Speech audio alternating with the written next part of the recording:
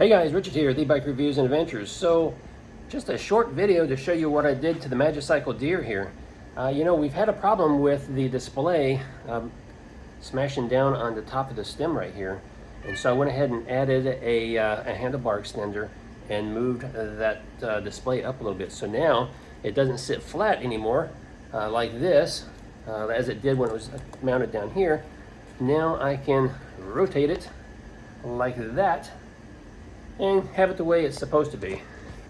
So what I did here is I added in a handlebar extender right here.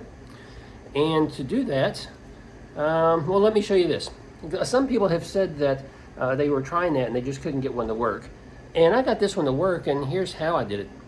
So this handlebar extender right here comes with these two brackets right here that attach to the handlebar.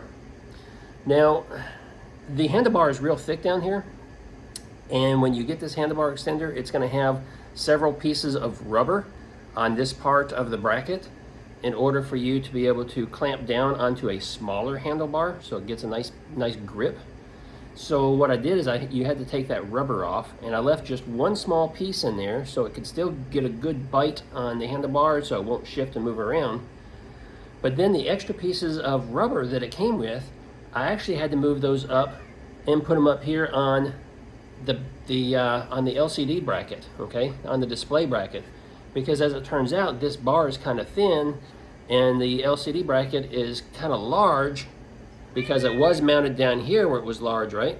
And so I just moved those rubber pieces up here and got them in place, and so now it's nice and tight, and now my display is where it needs to be, and it's in a good position, and it's not laying, kind of horizontal to the ground.